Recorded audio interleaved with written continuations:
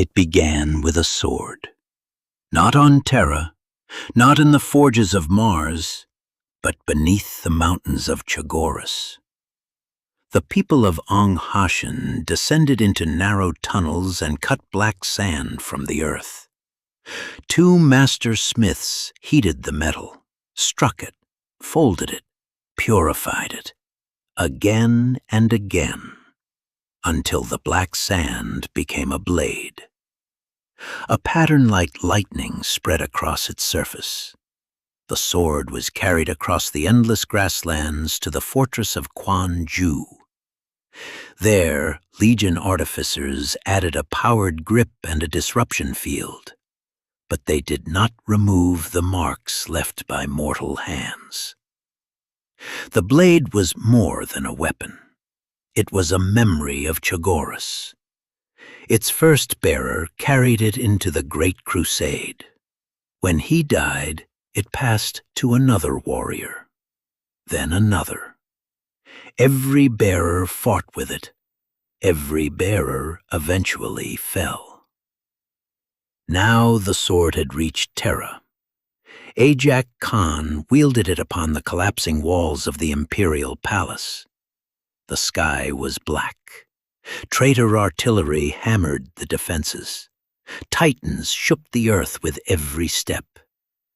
The white scars had never been made for walls. They were hunters of the open plain, warriors of speed and movement. But Terra had forced them into trenches and broken fortifications. So transformed the wall into his hunting ground.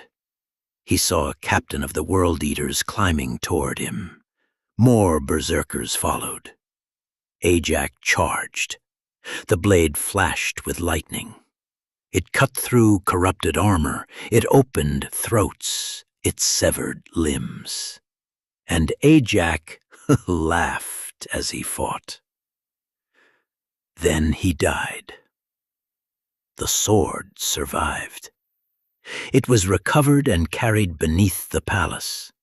There, Stormseer Naran Batar presented it to Jaghatai Khan. Jaghatai had known That was becoming common. The White Scars had suffered so many casualties that the surviving brotherhoods were being merged together. Almost every warrior knew the dead. Almost every recovered weapon carried the memory of a fallen brother. Naran Batar promised that Ajax's final battle would be recorded. One day, they would carry his story home to Chogoris. It sounded impossible. Mortis had reached the walls. The Death Guard were advancing. The inner perimeter could be breached within the hour. But the Stormseer spoke as if the White Scars still had a future. Jaghatai accepted the blade. He expected to be sent back into battle. Instead, Naran Batar ordered him to abandon his position. The command had come from Jaghatai Khan himself. The Khagan wanted Jaghatai to speak with someone, a stranger who came from the same world as him. Before becoming a White Scar, Jaghatai had been called Tuyo. He had grown up on Rija. Its people believed the Imperium was powerful, expanding, invincible. Then the heresy came. Imperial recruiters took Tuyo from his family and placed him into an accelerated transformation program. There was no longer enough time to create Space Marines properly. The Imperium needed warriors immediately. More than half of the aspirants died. Others were destroyed by failed implants. Tuyo survived. His training should have taken years longer. Instead, he was rushed between facilities as the traitor advance consumed entire systems. Rija was swallowed by the war. Tuyo never discovered what happened to his family. He reached Terra as a new blood, a hurried weapon created by a dying empire. He was neither Terran nor Chogorian. But the White Scars did not ask where he had been born.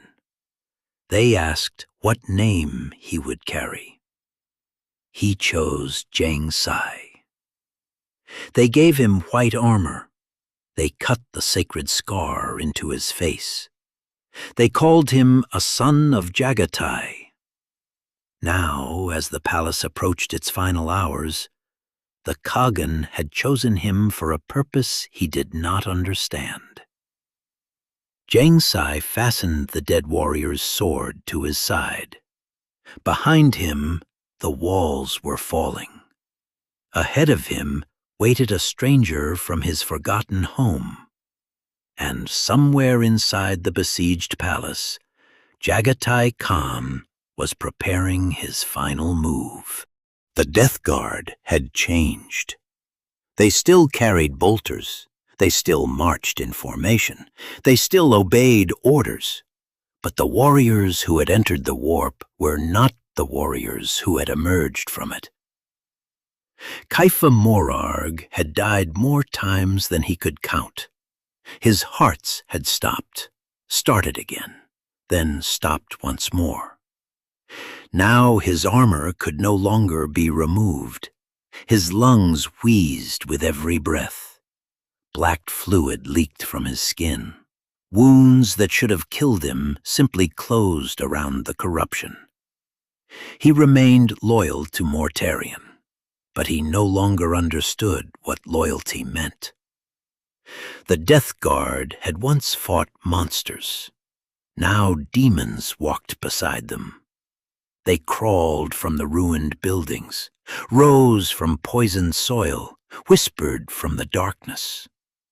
The Emperor's remaining wards kept many of them from entering the inner palace, but those wards were weakening. Soon, the demons would no longer need mortal bodies to carry them through. Apothecary Zadal Croceus welcomed the transformation. He studied the diseases spreading through his legion with fascination. Pain was no longer something to cure. Decay was no longer failure. It was freedom. The Death Guard believed they had been released from the limits of flesh. Yet beneath their laughter and devotion, doubt remained. They had not chosen this gift.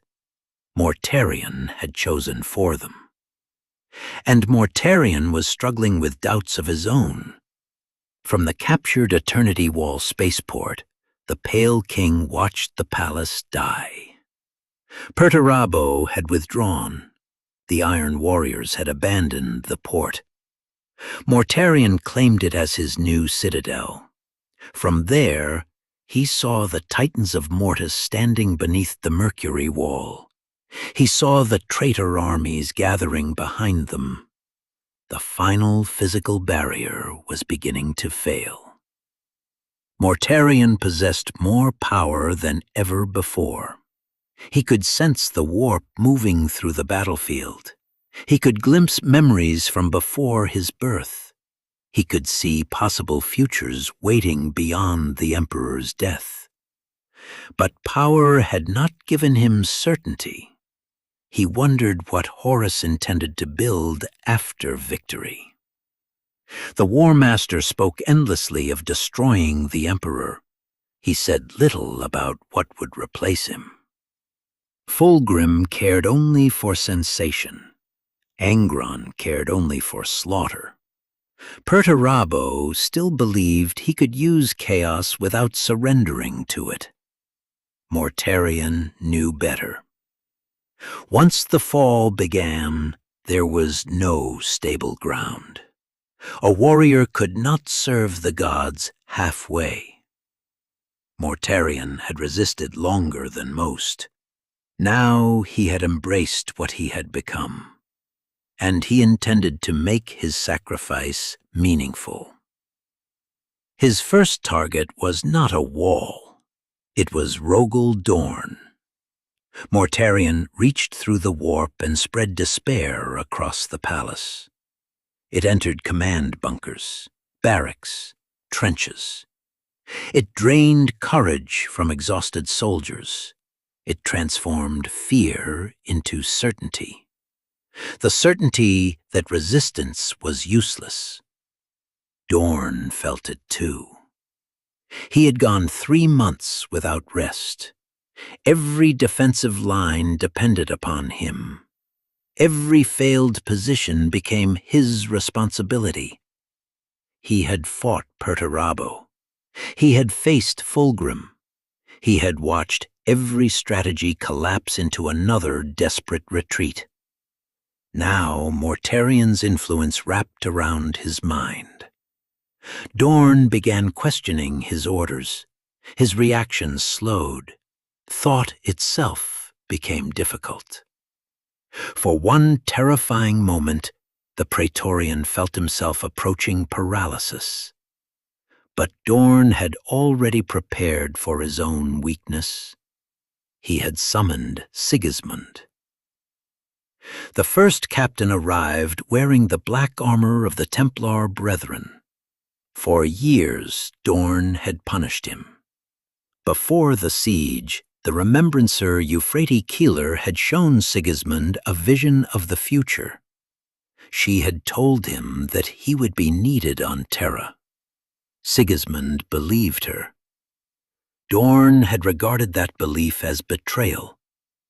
A son of the Imperial Fists was expected to obey reason and duty, not prophecy. But Terra was no longer governed by reason. Demons walked openly. Dead titans rose again. Faith had become a weapon, and every warning Keeler had given Sigismund was coming true. Dorn admitted that the walls were finished. Mercury would fall. Then exultant. Then the remaining sectors.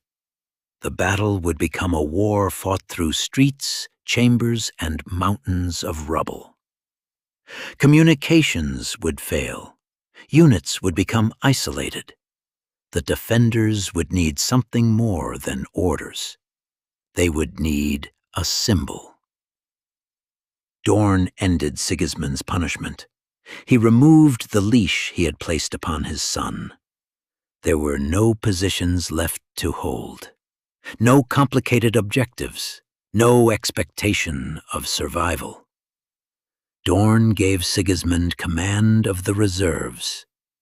Then he gave him one final instruction. Hurt them. Sigismund bowed.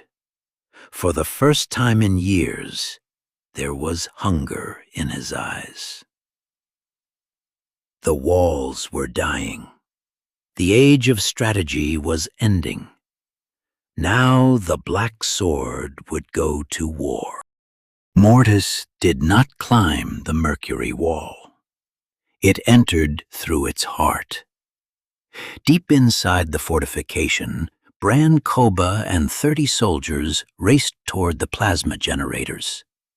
If the enemy broke through while those systems remained active, the entire structure could detonate. The generators had to be shut down. But Mortarion's despair had reached the crews first. Technicians fought one another. Orders were ignored. Some believed the shutdown command was a traitor deception. Koba forced his way into the generator chamber and ordered the crews to begin. One woman refused. She tore cables from the controls and screamed that the guns had to keep firing. Koba shot her. But the normal shutdown sequence was already ruined. Outside, the drills of Legio Mortis began cutting through the wall. Koba's squad fired at the main power lines. Their las bolts struck the protective casings. Again and again. It was not enough. The ceiling split. Armor fragments crashed into the chamber. Superheated air poured through the breach. Then an energy beam penetrated the nearest plasma generator. Koba understood that he had failed. He asked the throne to preserve them. The generator exploded. The blast traveled through the wall's internal systems. One detonation triggered another. Massive armor plates were thrown into the night. Entire sections of Mercury folded inward. The breach became an avalanche of fire, metal, and stone. Outside, hundreds of thousands of traitor warriors watched the impossible happen. Among them was Scar Hay of the World Eaters. The butcher's nails had driven him beyond reason. He had followed the Titans across the killing ground, desperate to murder something. When the wall collapsed, he laughed. World Eaters climbed across the burning wreckage. Sons of Horus followed. Then word-bearers, cultists, mutants, demons. The defenders had believed the inner palace was their final sanctuary. Now the armies of the War Master were inside it. Far from Mercury, Shiban Khan had returned to the White Scars. He had survived the destruction of the Eternity Wall spaceport. He had crossed enemy territory carrying Lieutenant Cole and the infant Cole had protected. At Marmax South, Shiban left the child with the defenders. He buried Cole. Then he returned to his legion. Jaghatai Khan came to see him personally. The Primarch looked thinner. His armor was damaged. His voice had become colder. Too many of his sons had died for him to remain unchanged. Jaghatai asked what had happened at Eternity. Shiban described the assault, the final resistance, the attempt to use the port's vessels as weapons. Then he revealed the truth. Eternity Wall Spaceport had never been intended to survive. Dorn needed the traitors to believe it was vital. Its defenders had been left there to draw attention away from the operation at Saturnine. They had been sacrificed. Jaghatai had not known. Shiban explained why the defenders could not have been evacuated. The deception only worked if they believed in their mission. They had been sent to die without knowing why. The Kagan's anger filled the chamber. A warrior could willingly trade his life for a cause, but he had to understand the price. Even the condemned Magyar Mazan had been told the truth about their fate. Jaghatai believed secrecy had helped create the heresy. The Emperor had hidden the nature of the warp. The Primarchs had hidden their doubts. Now Dorn had hidden the purpose of eternity. Yet Jaghatai also understood why his brother had done it. The Saturnine deception had crippled the traitors. The sacrifice had achieved its purpose. Dorn had acted according to his nature, just as Jaghatai always had. Dorn denied himself everything for duty. Jaghatai demanded freedom. Both paths carried a cost. But one truth remained. The White Scars could not spend their final hours waiting behind fortifications. If they remained inside the palace, they would be buried beneath it. Jaghatai had already summoned the comms. He had also called every soldier, tank, and aircraft still capable of fighting. The White Scars would leave the walls. They would return to the open battlefield. Their target was the Eternity Wall spaceport, Mortarion's new fortress. The hunt had been called, and the Warhawk would lead it himself. The inner palace was still a city. Millions of civilians remained trapped inside it. They waited in ration lines beneath a sky filled with fire and tried to imagine there would still be a next month. Ilya Ravalian knew there might not be a next week. The long war had hollowed her out. She was old, exhausted, and surrounded by warriors who still treated her as if she were indestructible. Jaghatai had given her a mission: find armor as much as possible. Ilya traveled beneath the city with a white scar named Sojuk. Their destination was Yard 241.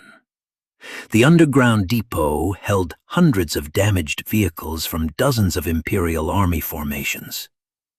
Leman Russ tanks stood beside chimeras, baneblades, and stormlords. Colonel Jera Talmada was rebuilding them for another defensive deployment. Ilya changed her orders. 1/3 of the depot's strength would be sent to Colossi. She wanted experienced crews, working engines, weapons suited for close combat. Every vehicle required sealed compartments and functioning toxin filters.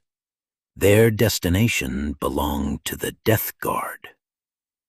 Talmada protested. The tanks were assigned to defend the southern inner palace. Communications had collapsed, and no one knew where the surviving reserves were needed. Ilya used that confusion as an advantage. Dorn could no longer control every remaining machine, but Jaghatai had a plan that might do more than delay the enemy. Talmada understood. A counterattack. After months of retreat, the idea almost restored life to her face. Then she remembered the traitor's aircraft. Beyond the wall guns, Horus controlled the sky. Armored columns entering open ground were destroyed before reaching their targets. Ilya told her not to worry about the sky. That problem belonged to someone else. While Ilya gathered tanks, Jaghatai Khan traveled through the dying city. His destination hung above the inner palace, the sky orbital plate. It had once belonged to Terra's defense network. More than 11 kilometers across, the platform had been lowered into the atmosphere before the siege. Most of its weapons had been removed or destroyed. Its hangars were almost empty. Its fighter strength had fallen from 54 wings to 6. But its immersion drives still worked. 3 reactors continued to hold the structure above the city. Jaghatai met its commander, Major General Io Nuta. Nuta had received no meaningful orders for weeks. His supplies were nearly gone. When the platform finally failed, he intended to crash it into the enemy. Jaghatai offered him another purpose. He showed Nuta the route Jaghatai wanted the sky plate to follow. East, beyond the ultimate gate, toward the Eternity Wall spaceport. Nuta called the plan impossible. The plate had almost no weapons. Moving it would expose the largest surviving target on Terra to every traitor battery. Jaghatai told him the order came from the Kagan. Nuta refused. Dorn remained supreme commander. Jaghatai could not force him. Nuta was one of the last men alive who understood the platform, so Jaghatai used the reason he had been chosen for this mission. Both men had been born on Aurisia. Jaghatai repeated a teaching from their lost world. A traveler carried his truth into strange lands. If he abandoned that truth, he became part of the strange land himself. The words broke through Nuta's exhaustion. He had once dreamed of commanding the sky plate. He had wanted to honor his home, his people, and the Imperium. Terra had not taken that truth from him yet. Nuta protested that the platform had no guns. Jaghatai told him guns were unnecessary. The Khagan only needed it to move. The White Scars were assembling armor at Colossi. Their pilots were preparing for one final battle. Jaghatai would not challenge the enemy's aircraft with the few machines he had left. He would move an orbital fortress across the sky. The sky plate would shield the attacking army. It would draw enemy fire. Its remaining fighters would launch beneath its protection. The tanks would advance under its shadow. Every part of the plan was damaged. Every soldier was exhausted. But for the first time in months, the defenders were not preparing to retreat. They were preparing to attack. And high above them, an 11-kilometer weapon was beginning to move. Sigismund had been set free. Dorn had given him the reserves. The walls were breaking. Soon, every loyal formation would be fighting alone. Sigismund no longer felt doubt. He had spent the heresy trying to preserve an imperium that was already dead. The enemy had accepted the power of gods, while the loyalists clung to a truth that no longer explained the galaxy. Sigismund would fight for whatever survived it. As he approached the battlefield, armored warriors blocked his path. Their leader was Khalid Hassam, a chosen servant of Malkador. Hassan had brought him a gift, a sword so large that a mortal soldier needed both hands to carry it. Sigismund already had a weapon. Hassan told him this was not merely another blade. It was the blade. The Emperor had ordered that it be given to him. Sigismund doubted the claim. The Emperor no longer spoke, but Hassan insisted that the weapon had always belonged to the first captain. Sigismund drew it. The blade was completely black. Its surface swallowed the surrounding light. It was heavier than any sword he had carried, yet the weight felt natural in his hands. Something whispered from inside the metal. Sigismund realized the weapon had been forged before the heresy. It had existed while the Emperor preached that magic was only ignorance. While the legions destroyed religions across the galaxy, this sword had waited inside Malkador's vaults. The imperial truth had never contained the whole truth. Sigismund removed his old weapon. He chained the black sword to his armor. Hassan asked what mood the gift had found him in. Sigismund gave a single answer: murderous. Then he marched into the burning city. Elsewhere, Euphrates Keeler was running for her life. Her escape from the Blackstone prison had collapsed into confusion. She had lost her companions. Now she moved alone through the ruins, hiding from the traitors flooding into the inner palace. She had been warned not to preach. Keeler trusted that Providence had carried her here for a reason. Then 8 iron warriors emerged from the smoke. Keeler pressed herself beneath fallen beams. The traitors approached slowly. Their armor carried the severed helmets of loyal space marines. She knew their sensors would find her. One warrior stopped, its red lenses turned directly toward her hiding place. Keeler waited for the bolter shot. It never came. The Iron Warrior lowered its weapon and continued walking. Only after the squad vanished did Keeler move. A human skull rested on a small cairn between her and the place where the traitor had stood. It had been cleaned, positioned, almost as if it had been watching over her. Keeler lifted the skull. To her, its meaning was clear. The Emperor had protected her. Fear released its hold. Gunfire echoed from somewhere ahead. Loyal soldiers were still resisting. They would be afraid. They would need something stronger than orders. Keeler wrapped the skull in cloth and carried it with her. She had been told not to preach. But faith did not survive through silence. While the sword and the saint moved toward the fighting, the sinner moved deeper into the palace. Basilio Foe should still have been imprisoned. Instead, Andromeda 17 had released him.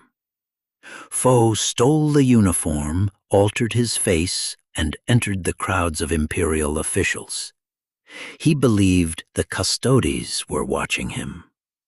They would allow him to move because following him might reveal his plans. It was a blood game. Foe intended to win it. He changed vehicles and identities. He created false trails through the palace networks. Then he murdered anyone whose access he required.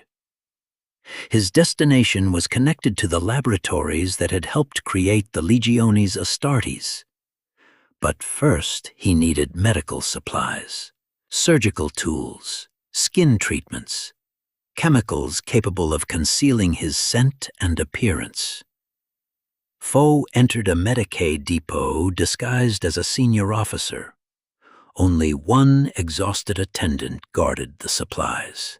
She asked for his authorization. Foe smiled and moved closer. Outside, Terra was ending. Sigismund carried a weapon forged for the future. Keeler carried a skull and the beginnings of a religion. Foe carried the knowledge to destroy the Emperor's sons. 3 figures entered the ruins: the sword, the saint, the sinner. And each would shape whatever emerged from the siege. Mortarion was not waiting because he feared the walls. He was waiting because patience had become his greatest weapon. Inside the corrupted Lionsgate spaceport, the Death Guard gathered in enormous numbers. Mold covered the stone. Flies formed living carpets across the walls. Demons wandered through chambers that had once housed loyal soldiers. The fortress was becoming another Barbarous. Kaifa Morarg entered its command center and found Mortarion speaking with Typhus. Typhus wanted to attack immediately. The defenders were exhausted. The walls were open. The Death Guard could drive toward the Sanctum Imperialis. Mortarion refused. Every hour they waited, his psychic corruption weakened the palace. Soldiers lost the will to fight. Commanders doubted their decisions. Even Dorn could feel the pressure around his mind. Mortarion saw no reason to risk his legion while despair did the work for him. He also feared what would follow victory. Perturabo had left Terra. Fulgrim had abandoned strategy. Angron's warriors were losing themselves to slaughter. When the Emperor died, the traitor alliance would collapse. Mortarion intended the Death Guard to remain united. He would preserve them until the other armies had exhausted themselves. Then his sons would cross the final threshold together. Typhus had different ambitions. Mortarion redirected them. The Astronomicon had been retaken by Corswain and the Dark Angels. Typhus had old reasons to hate the First Legion. Mortarion ordered him to reclaim the Hollow Mountain while the main force remained at the spaceport. Typhus accepted. But both understood that the order removed him from the decisive battle. After Typhus departed, Morarg raised the question whispered throughout the Legion. Had Typhus become their true master? He had led them into the warp. He had delivered them to Nurgle. Perhaps Mortarion had been only his victim. The Primarch denied it. Typhus had been an instrument.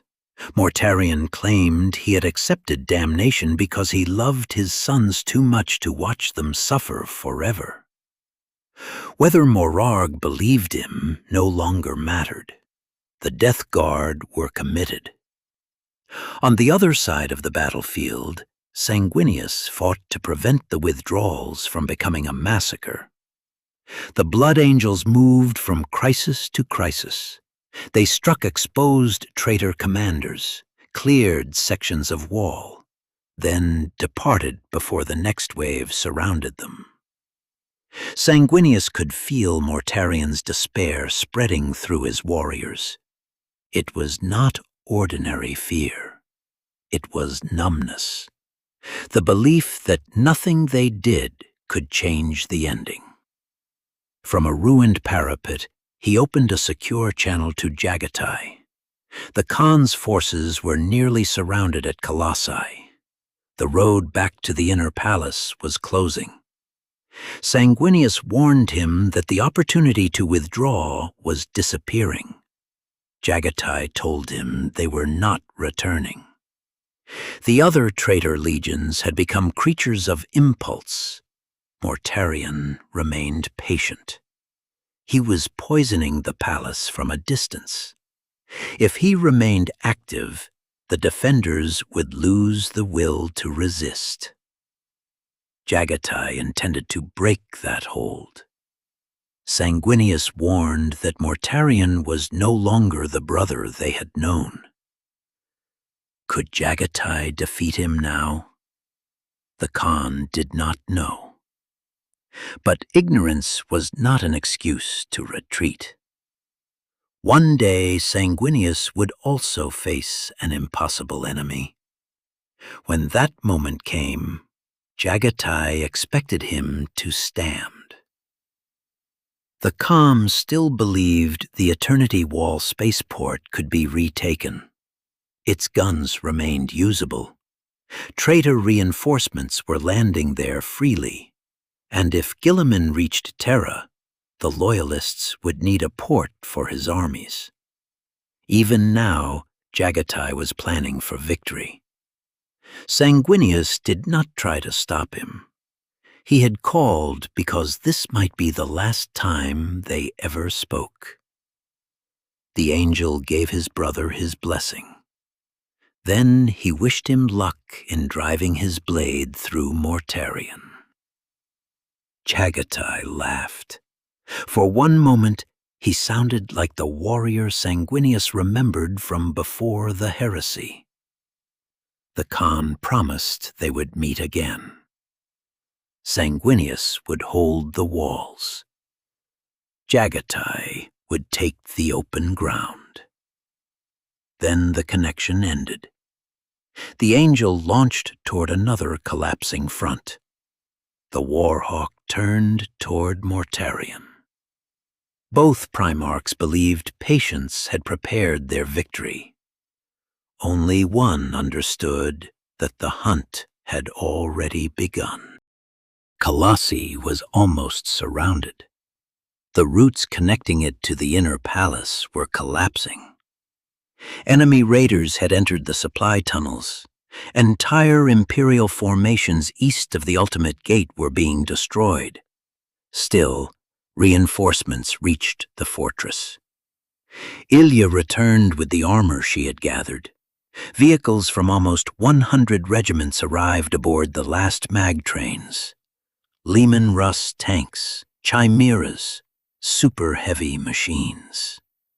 Ilya combined them into a single formation, the first Terran armored. It could follow the White Scars. Jiang Sai also returned with confirmation that the sky plate would move. When he reached Colossi, the Council of the White Scars had begun, the Codex. Khans from every surviving brotherhood gathered around Jaghatai. Terrans stood beside Chogorians. Veterans of the Great Crusade stood beside New Bloods. Shaban stood near his Primarch. His body was a patchwork of flesh and metal.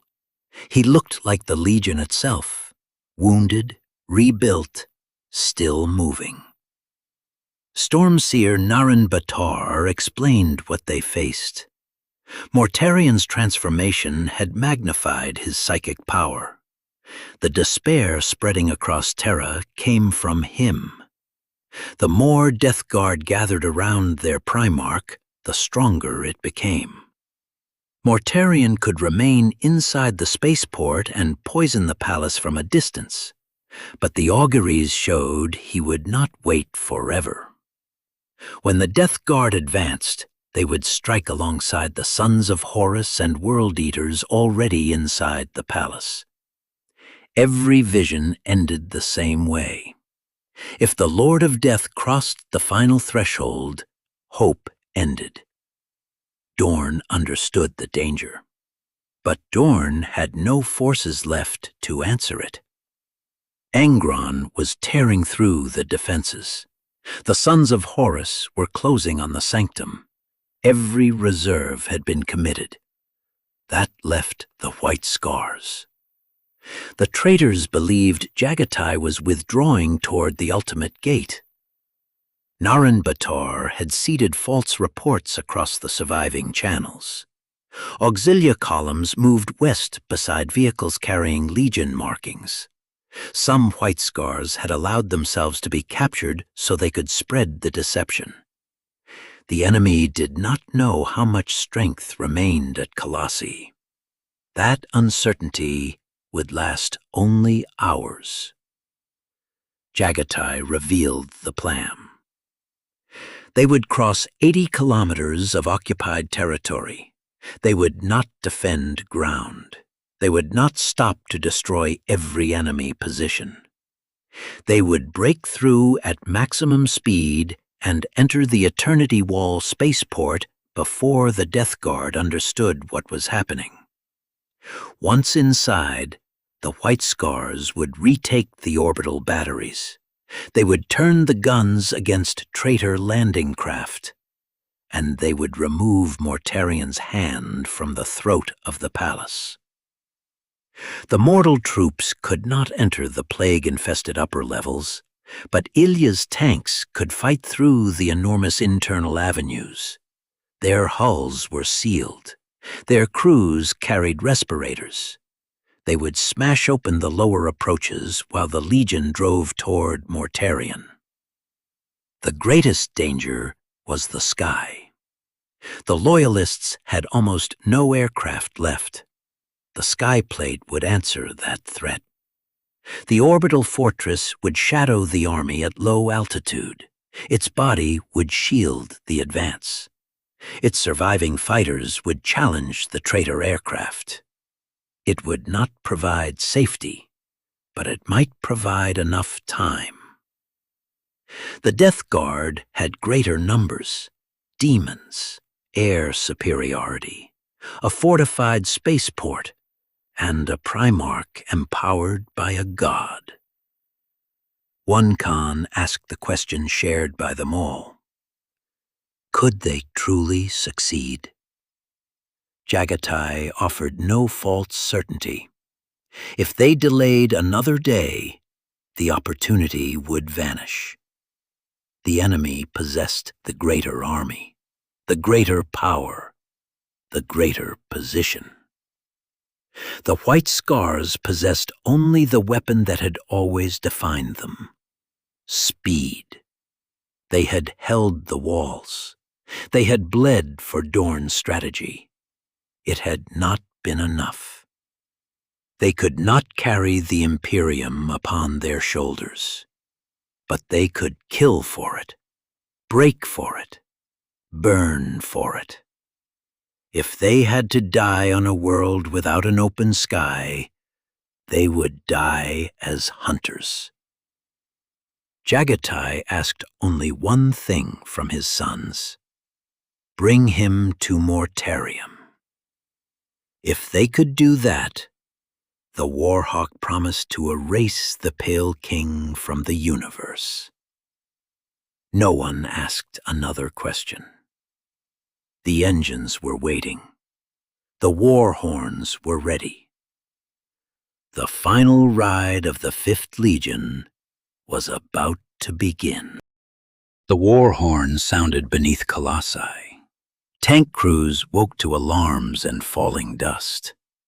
They had been gathered from shattered regiments and placed inside machines already scarred by battle. Some called the Leman Russ the pride of the Imperium. Its crews knew better. It was tall, cramped, easy to hit. Its interior could become a furnace after one penetrating shot. They called the tanks death boxes. Now hundreds of them would cross 80 kilometers of enemy territory. Talvit Kaska climbed into Ica 73 with his new crew. The briefing promised no secure supply lines, no safe withdrawal. Even if they captured the spaceport, they would be surrounded. A tank without fuel or ammunition was only a grave. Still, the crews entered their vehicles. The remaining guns of Colossi opened fire. They emptied their magazines into the wasteland ahead. There would be nothing left for another defensive battle. The fortress was spending everything on one road east. Then its gates opened. Baneblades rolled first. Hellhammers followed. Behind them came fields of Leman Russ tanks. Engines filled the tunnels with smoke. Tracks shook the ground. The first Terran armored emerged like an iron tide. Above them, the last White Scars aircraft launched. Ahead, artillery strikes walked across enemy positions. Then the sons of Jaghatai accelerated. Jet bikes and speeders passed over the tanks. Shaban led one of the spearheads. He did not stop to secure ground. Every bunker was either destroyed immediately or left behind. Every delay gave Mortarion time to understand. The armor advanced while the White Scars cleared obstacles from its path. Then the enemy reacted. Hidden emplacements fired. Traitor machines emerged from the ruins. The attack had surprise. It did not have safety. Every kilometer would be purchased with burning hulls. Yet the sight was almost unbelievable. For months, every Imperial formation had moved west, back toward the palace, back toward another wall. Now thousands of warriors were moving east, toward the enemy. The retreat had ended. At the same time, Sigismund reached an Imperial position inside the Mercury sector. Its defenders were almost broken. They had little food, almost no ammunition. Refugees crowded the roads behind them. Sons of Horus approached through the ruins with armor in support. The position could hold, but only if its defenders recovered the will to fight. Sigismund understood what they needed. Not another order, a demonstration. He left several Templars among the mortal soldiers. Then Sigismund and Fafnir moved through the abandoned structures along the enemy flank. They extinguished every light on their armor. The Templars became shadows. When the sons of Horus passed beneath them, the imperial fists attacked. Sigismund selected the enemy leader, a Chthonian reaver covered in chains and skulls. The warrior carried a heavy chainsword and fought with the confidence of a legion certain of victory. The black sword met his weapon. Sigismund drove him backward.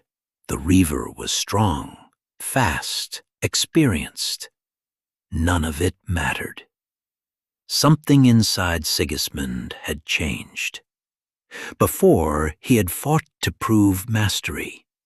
Now he fought with hatred. The warrior before him was not a rival. He was faithless, a thing that deserved extermination. Sigismund shattered the reaver's defense. He knocked the chainsword away. Then the black sword punched through the traitor's chest. Sigismund lifted him from the ground and carried the dying warrior into view of both armies. The sons of Horus saw their champion hanging from the blade. The imperial defenders saw that the enemy could die. Sigismund threw the corpse into the dust. The battle was decided by a symbol. The mortal soldiers rose behind him. The traitor advance faltered. This was what Dorn had unleashed. Sigismund would move from battle to battle, kill commanders, destroy champions, leave bodies where both sides could see them. The enemy had used terror to break the palace. Sigismund would answer with a terror of his own. Across Terra, two attacks moved in opposite directions. Jaghatai raced east toward Mortarion. Sigismund marched into the traitor tide. One fought to tear the plague from the palace.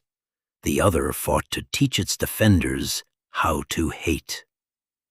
And the enemy began to understand that victory would still demand blood. The sky plate began to move. 11 kilometers of metal tore through Terra's lower atmosphere. Its hull screamed under the strain. Rivets burst from their mountings. Friction turned its leading edge into fire. Most of its power was required simply to keep it from falling. Io Nuta watched every warning indicator turn red. The maneuver had never been attempted. No sane commander would have tried it. But sanity was a luxury for armies with safer choices. The platform crossed above the ultimate gate as the White Scars left Colossi. Its surviving fighters launched.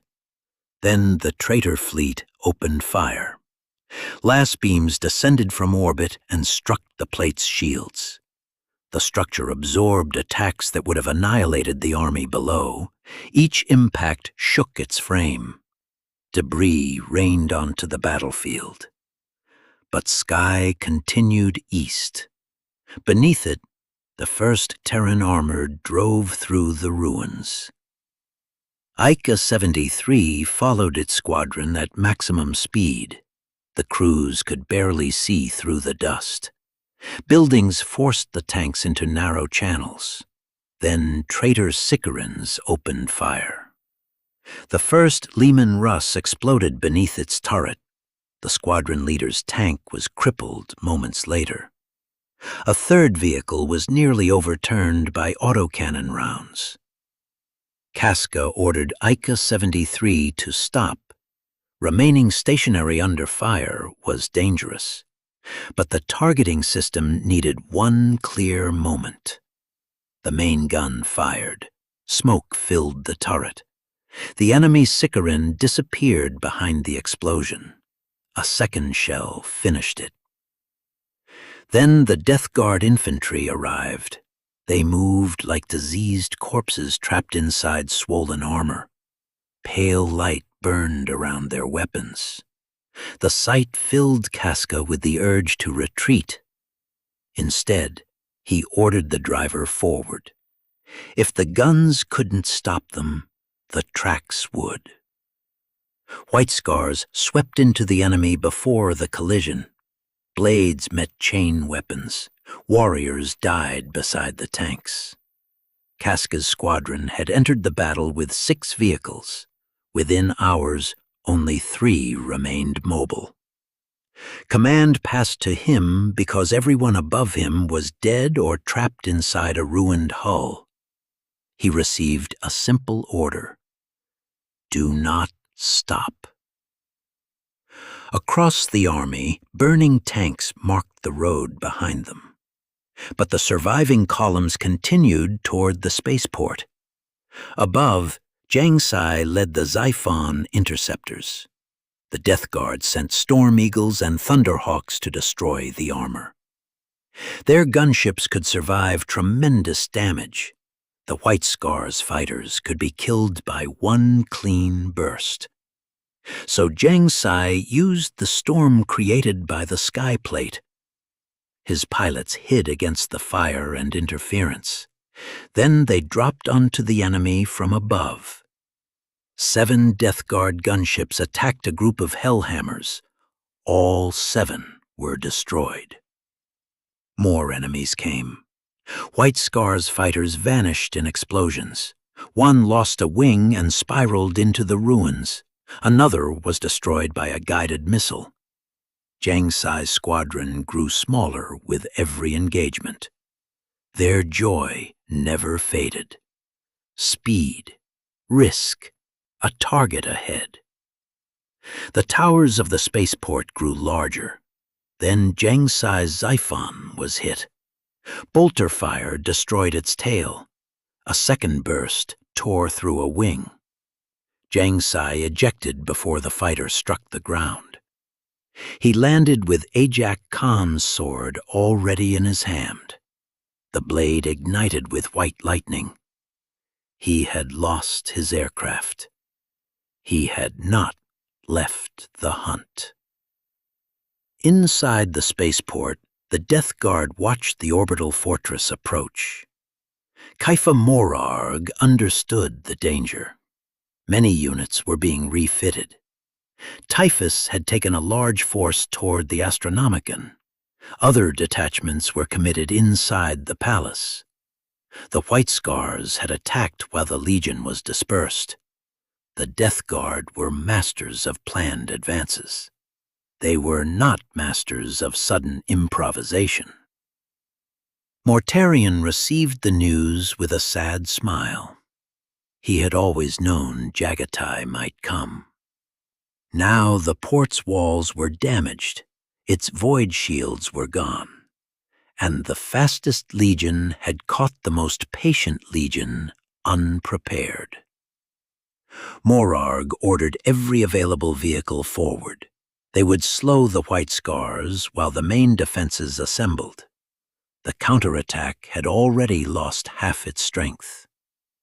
The sky plate was breaking apart. The air wings were dying. The tanks were burning. But the spaceport was within sight.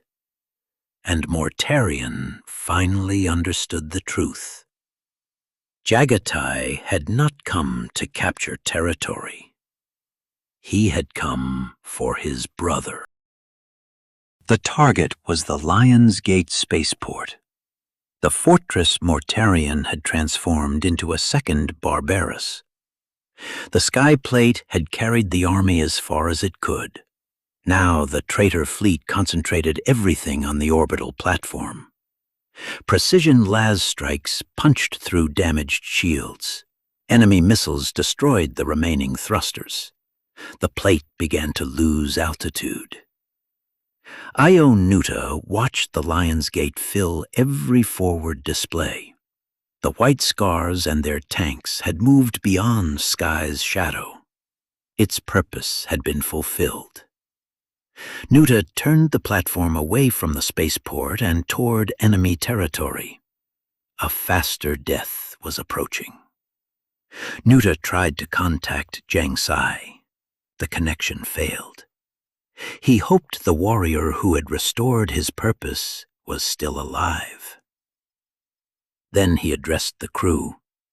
Their platform was finished, but it had shielded an army and forced the traitor fleet to waste its fire.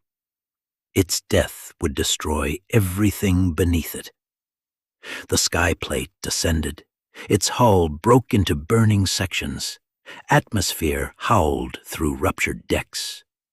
Then 11 kilometers of orbital metal struck Terra. The impact erased an urban zone. A mountain of fire rose into the sky. The ground shook beneath Lion's Gate. That was the signal. Jaghatai's attack had been divided into 3 fronts. Gold struck the northern approaches. Ebony drove along the south. Amber took the direct road into the fortress. Shaban commanded the spear point of Amber. 300 jet bikes accelerated together. They left the tanks behind and crossed the final distance beneath enemy fire. The Death Guard turned every weapon toward them. Shaban drove faster. White scars fell from the air. Others struck the ground and continued fighting on foot. The survivors reached the main causeway. Shaban aimed for a damaged section of the defenses. He rose through broken metal and emerged onto the parapet. His warriors followed. They abandoned their bikes and charged. The Death Guard refused to yield. Their transformed bodies absorbed wounds that would have killed ordinary Space Marines. Some continued fighting after losing limbs. Others rose again unless completely destroyed. Every Plague Marine required 2 white scars to bring down. Demons moved between them. The attack began to slow. Speed had carried Amber to the wall. It could not carry them through the bodies beyond it. Then the sky turned crimson. The blast wave from Sky's destruction struck the fortress. Ash and burning debris fell across the battlefield. Through that storm came 10 White Scars Stormbirds. Their ramps were already open. Terminators dropped directly into the fighting. Namahi and the Keshig struck the Death Guard line. Stormseers followed, casting lightning through the demons. Then Jaghatai Khan descended. Ivory armor, golden helm. The white tiger Dao in his hand. The air became a storm around him. The first Plague Marines died before they could raise their weapons. Jaghatai did not fight like a defender. He became movement given form.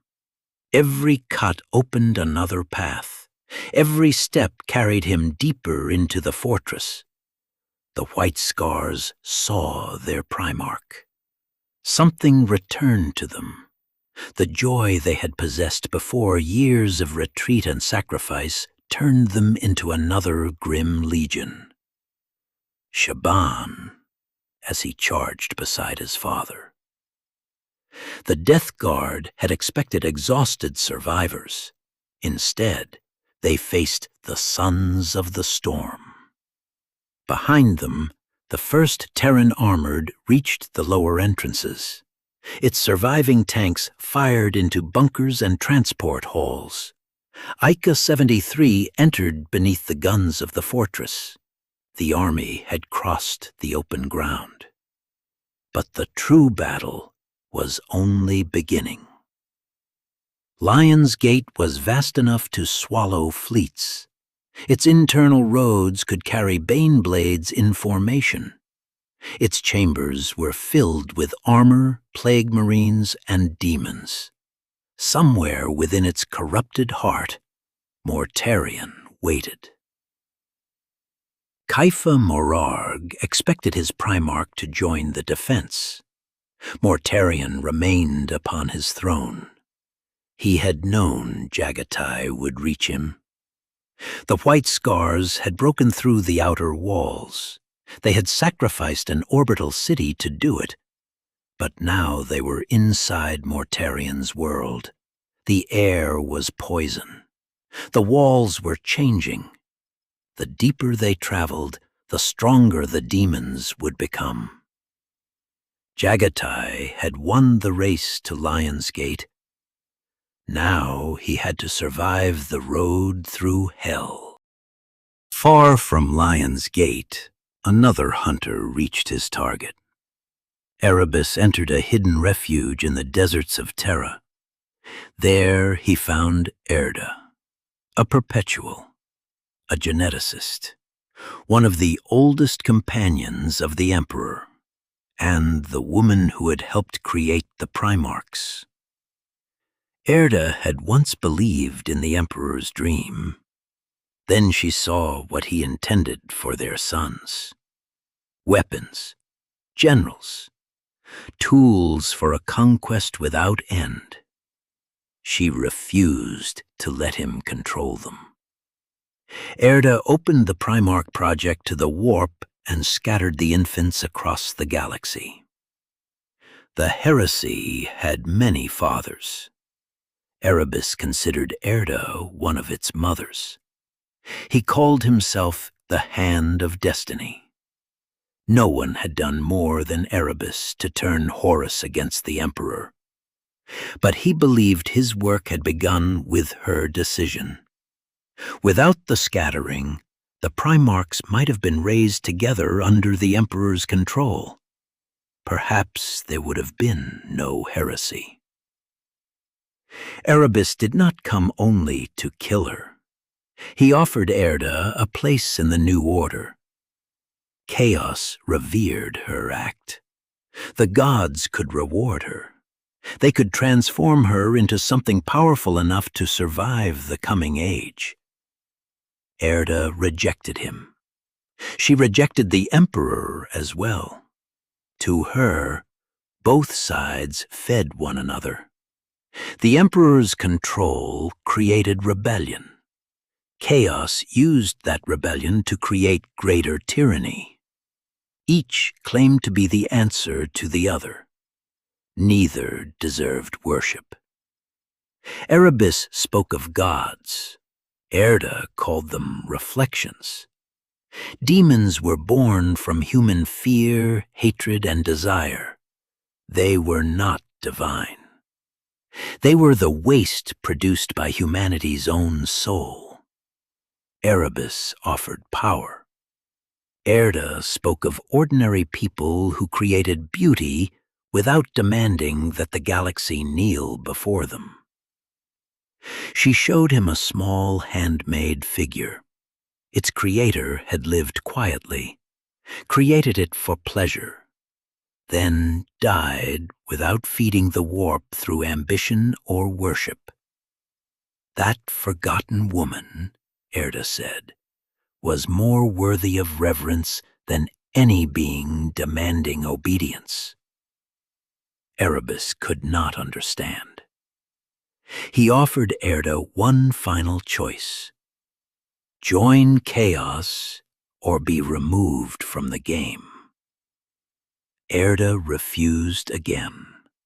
She gathered her power. Golden light filled the refuge. The earth began to tremble. Erebus had not come alone. He summoned 4 enormous demonic creatures. They tore into reality around him. Erda changed. Her body shifted through ancient forms. She called unnatural guardians of her own. The refuge became a battlefield of psychic force, claws, and burning light.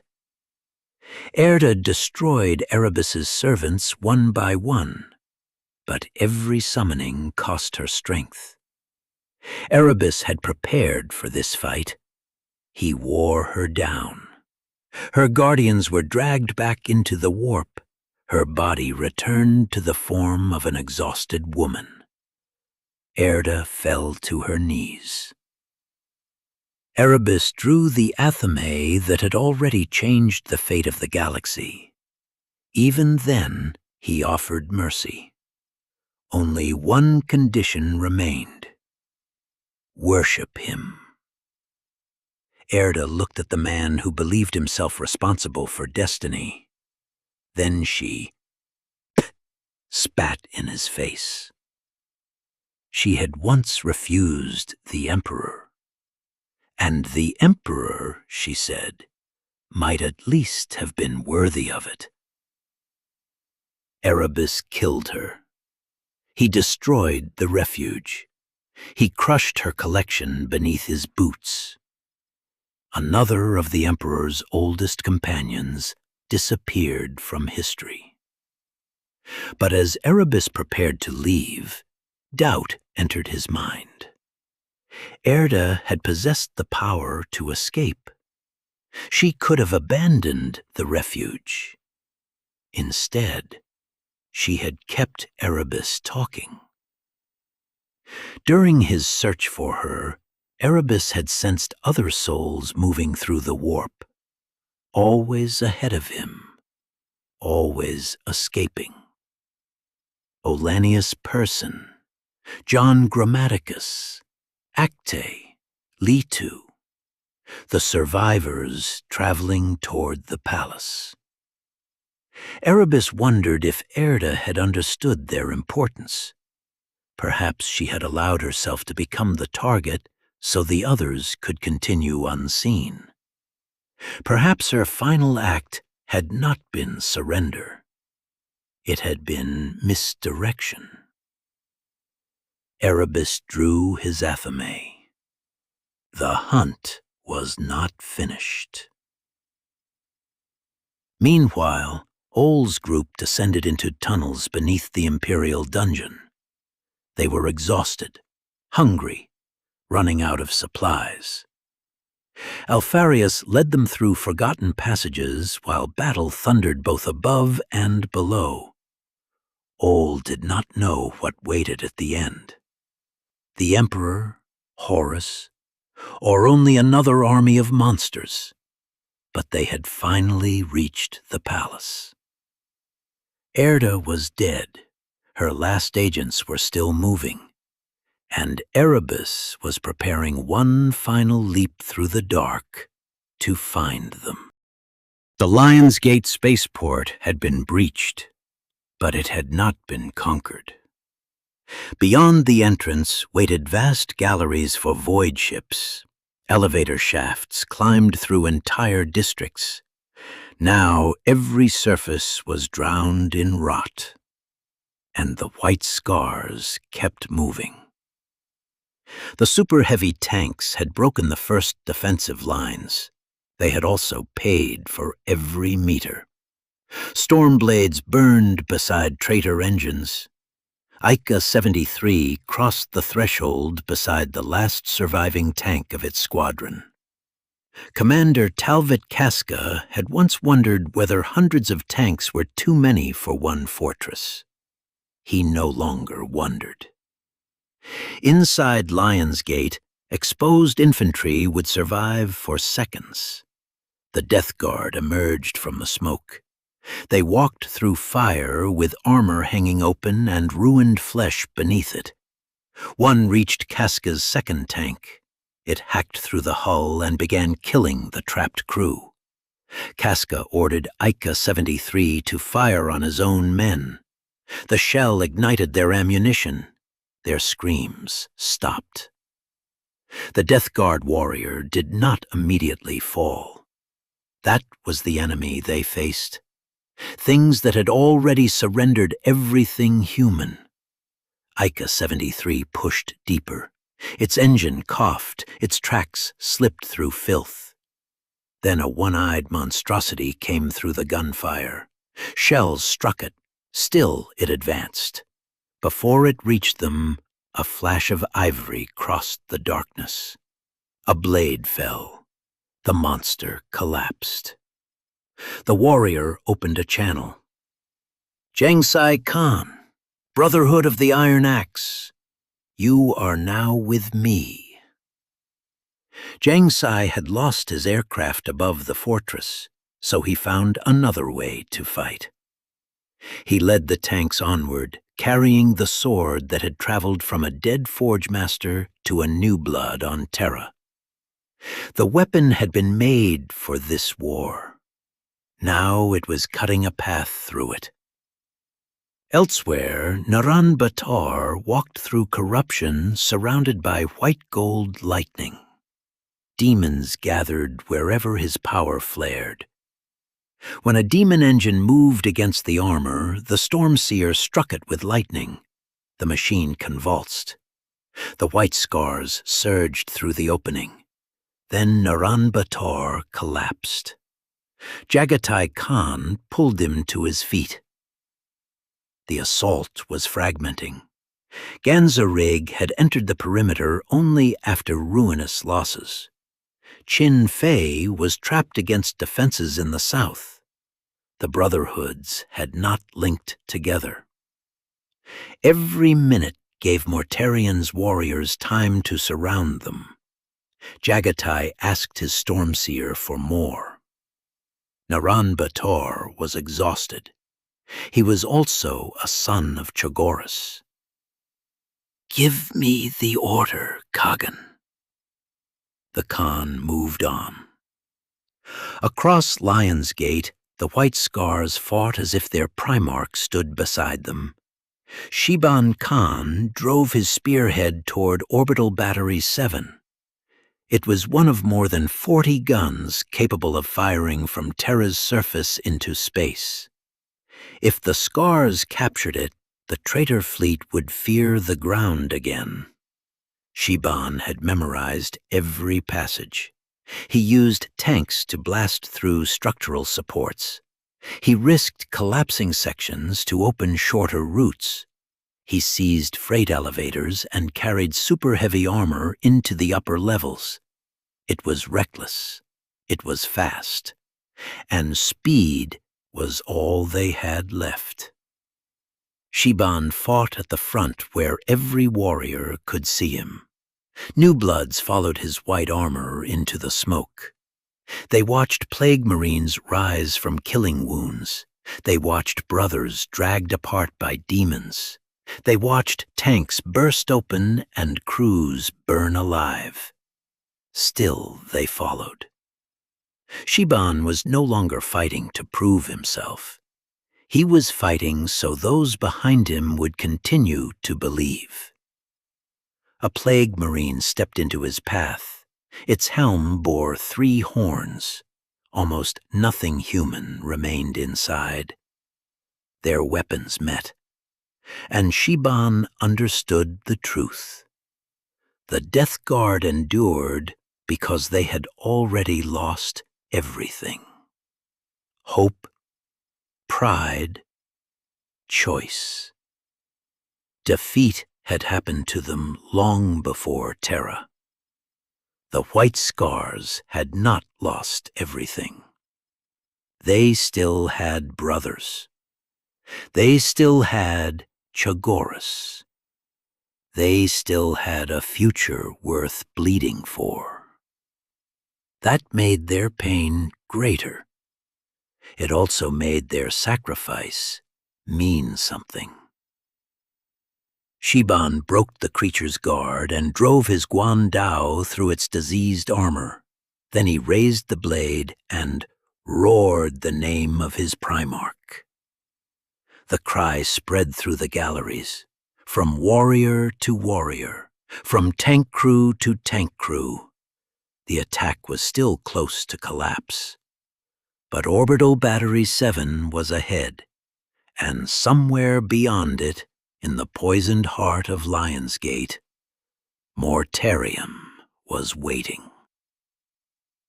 Jaghatai Khan was coming for him. Mortarion had expected the attack. He knew Jaghatai would eventually abandon the walls. The only surprise was that Rogel Dorn had restrained him for so long. Lion's Gate meant little to the Death Lord. If he had wanted to keep it, he could have filled every chamber with demons. The fortress was only a stage. Mortarion's ambition lay farther west, the Sanctum Imperialis, the Emperor. Now the white scars had forced him to remain. That insult could only be answered with their Primarch's death. Mortarion walked through an observation hall with the death shroud around him. Then the walls shook. White scars burst into the avenue through psychic distortion. The death shroud advanced. None reached Mortarion. Then the air changed. One moment there was only a shimmer. The next, Jaghatai Khan stood before him. His armor was scarred. The white tiger Dao rested in his hand. "You look quite terrible, my brother." Jaghatai remained still.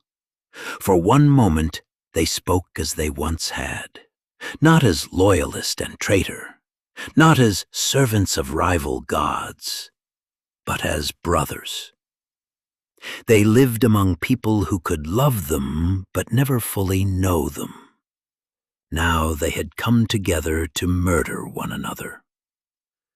"So you choose to end your war here," Mortarion said, "on a world you never cared for." "I remain its defender." The Khan raised his blade. Corpse light ignited along silence, and the brothers attacked. Their first collision cracked the stone beneath them. The white tiger locked against the great scythe. Speed and endurance tested one another as they had years before on Prospero. But Mortarion was no longer the same warrior. The warp saturated him. His strength had become monstrous. Reality bent around his movements. Silence carried reflections of a diseased realm beyond reality. Jaghatai had no such gifts. He had a sword, damaged armor, the speed that remained to him, and rage. They traded blows faster than mortal eyes could follow. The scythe tore open the air with voices from another world. Every impact numbed the Khan's arms. Mortarion was faster than before, stronger than before, and Jaghatai was forced backward. "I expected you to dance," Mortarion mocked. "You are already defeated," the Khan answered. "You have become what you hated." Mortarion struck him across the torso. Armor split from shoulder to waist. Blood struck the deck. Jaghatai answered with a cut across Mortarion's thigh. First blood. It changed nothing. Silence came down again. A pauldron shattered. A gauntlet broke. The Khan's cheek cracked. Still he fought. "This is not revenge for me," Mortarion said. "You are simply in the way." Jaghatai spat broken teeth onto the ground. "I am here for you, nothing else." That answer enraged Mortarion. The Death Lord's wings rose. Poison flooded the hall. Then he unleashed everything. The shaft of silence crushed the Khan's flank. Blow after blow drove him across the landing stage. Jaghatai's arm fractured. His ribs broke. Blood filled his helm. Mortarion called him a spoiled child, a wanderer who had spent his life running too far away to matter. The Khan answered with insults, with laughter, with every truth he knew would cut deeper than his sword. Mortarion struck harder. The white tiger became notched. Jaghatai's armor was reduced to fragments. Silence tore away his helm and sent him crashing onto his back. Mortarion stamped into his body. He broke the Khan's nose, his cheekbone, his spine.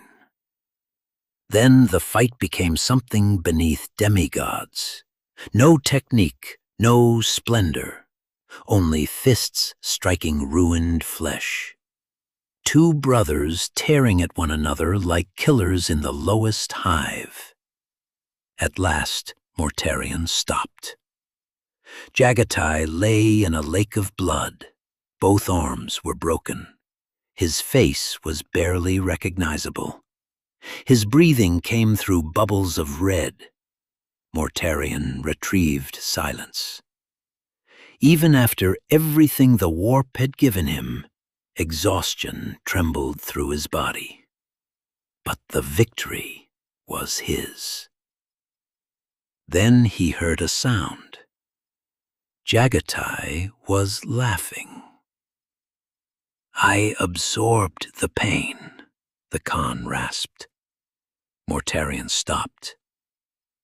Jaghatai spoke of the terminus est, of the agony Mortarion and his legion had endured, of the moment they surrendered to Nurgle so the suffering would end. "You gave up," Jaghatai whispered. "I did not." His ruined mouth formed a grin. "My endurance is superior." Mortarion's fury consumed him. He raised silence, and beneath him, the Khan tightened his grip upon the white tiger. Mortarion drove silence downward. The white tiger moved first. Jaghatai thrust through a gap he had opened in Mortarion's armor. Steel entered corrupted flesh. For the first time, the Death Lord stepped back, and the Khan rose. His arms were broken, his body was ruined, yet he came forward. Then he began to dance. There was no beauty left in it, only the movement of a warrior who had sacrificed his body to exhaust a stronger enemy. Mortarion swung. The Khan was no longer there. The white tiger cut his arm. "When we do this with our ships," Jaghatai growled, "we call it Zao." The chisel. A smaller force directed at one perfect point, not to overpower the enemy, to split him open. Mortarion understood. Every insult had been deliberate. Every wound had served a purpose. The Khan had allowed him to believe the battle was won, allowed him to spend his strength, allowed anger to replace judgment. Mortarion was still more powerful, but power meant nothing if it could no longer reach its target. The Khan accelerated. His sword blurred through Mortarion's guard. Now blood fell from both brothers. Jaghatai had no god feeding power into his veins, no immortality promised by the warp. He had only his oath, and he was willing to destroy himself to fulfill it. Mortarion raised silence. "I can no longer die." The Khan charged. He was too damaged to evade the scythe. Silence entered beneath his shoulder and passed through his body. Mortarion had impaled him. But Jaghatai did not stop. He pulled himself along the blade. He used the weapon inside him to close the distance. Their faces came together. Two Primarchs stripped of majesty. Mortarion tried to wrench himself free. He was too late. And that makes the difference. The white tiger crossed Mortarion's throat. His head was severed. Black bile erupted. Then the warp answered. A sphere of green light expanded from the landing stage. Reality ruptured. Mortarion vanished within the explosion, banished from Terra and cast back to the god he had chosen. The western face of Lionsgate collapsed. Landing stages broke from their supports. Promethium reserves detonated. The fortress descended in a landslide of fire, metal, and poisoned light. At its center lay Jaghatai calm, motionless, broken. Every white scar felt his light disappear. Veterans collapsed, weapons fell. Warriors bent beneath grief deeper than physical pain. Their father was gone. The Death Guard felt something else. Withdrawal. The power binding them together drained from the fortress. Their advance stopped. Their certainty dissolved. They stood bewildered as the warp receded. The unbroken depended upon bargains and chains, and one of those chains had snapped. Shibam fell to his knees. For a moment, there was only darkness. He wanted grief to consume him. But he was Taxir, the restorer, the calm others still looked toward. So he stood. He raised his weapon. Damarg! Death. Not the quiet death of sickness or age. The death of a warrior that demanded vengeance. The ancient curse had been spoken for Chin Sha, for Yesuge. Now Shiban spoke it for the greatest of them all. Damarg!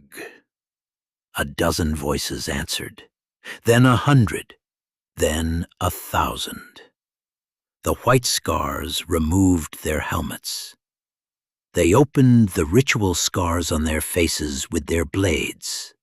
Blood ran down their cheeks. They pointed their weapons toward the stunned Death Guard. Damarg! Then the Legion charged. Not with joy, not with the exhilaration of speed, with cold and absolute hatred. The Terran tank crews did not understand. They only knew the enemy had faltered. Engines restarted. Cannons opened fire. The Death Guard line began to break. High above, Ilya Ravalian saw the green explosion. She knew who had been at its center. She ordered Sojuk to fly into the collapse. There was nowhere to land. As close as you can. Among the ruins, Jangsai and his warriors found the calm. His body was too damaged to carry safely. Then Ica 73 emerged through the rubble. Driver Dressy found the solution. The Khan could be secured across the rear of the tank. Ica 73 could carry him down. The ordinary soldiers who had followed a Primarch into hell would now bear him home. Behind them, Lionsgate burned. Ahead, the white scars screened for vengeance. Mortarion had been banished, Jaghatai had fallen, and the battle for the spaceport had become a war for the soul of his legion. While Primarchs fought inside Lionsgate, another duel unfolded. Kharn came through the fog at the head of the World Eaters. Whatever reason they once possessed was gone. Waiting on a shattered transitway was Sigismund. The black sword rested in his hands. This belonged to the two warriors alone, the knight and the beast. Once, Kharn had been a brother. That man no longer existed. The creature charging him was swollen by the warp and carrying an axe soaked in blood. Kharn struck. Sigismund stepped aside. Then the world beyond them ceased to matter. Kharn attacked with fury. Sigismund answered with silence. No boast, no accusation, no appeal to the warrior he had known. His sword moved without hesitation. Attack and defense became the same motion. Kharn felt something that frightened him. Not rage, not hatred, emptiness. What has changed in you? Are you dead already? Perhaps Sigismund was. He no longer fought for the Imperium that had existed. He fought for what would rise from its ashes, a realm of faith, sacrifice, and endless war. The black sword opened Kharn's armor. For one instant, Sigismund could have mourned what the war had made of them. His lips remained closed. Kharn attacked again. The black sword dismantled him. His limbs were severed. His throat was crushed. His skull broke beneath the assault. Still the nails demanded blood. But they could not overcome the cold perfection before them. I am not as damaged as you, Kharn gasped. Then the sword fell. The god abandoned him. Kharn died among the ruins of humanity's birthplace. Sigismund felt no triumph. There would be no peace while any traitor remained. Rogel Dorn heard what the soldiers called him, the Emperor's Champion. Once the title might have angered him. Now he accepted it. But the Loyalists were withdrawing toward the sanctum. Then a message reached Dorn. A 5th Legion gunship had entered the Palatine Ring. It carried Jaghatai Kham. Ilya Ravalian never left his side. The Sigillite servants took the Primarch beneath the sanctum. Ancient machines closed around his ruined body. Malkador came in person. No one could promise the Khan would live. But death had not claimed him yet. Ilya waited beside the chamber. She refused to sleep. There is always a great calm. At Lion's Gate, the survivors counted the cost. Chin Fei was dead. Naren Batar was dead. Most of the Stormseers were gone. Thousands of white scars would never ride again. The port remained poisoned.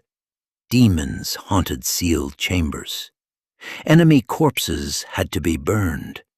Power had to be restored. Gene seed had to be recovered.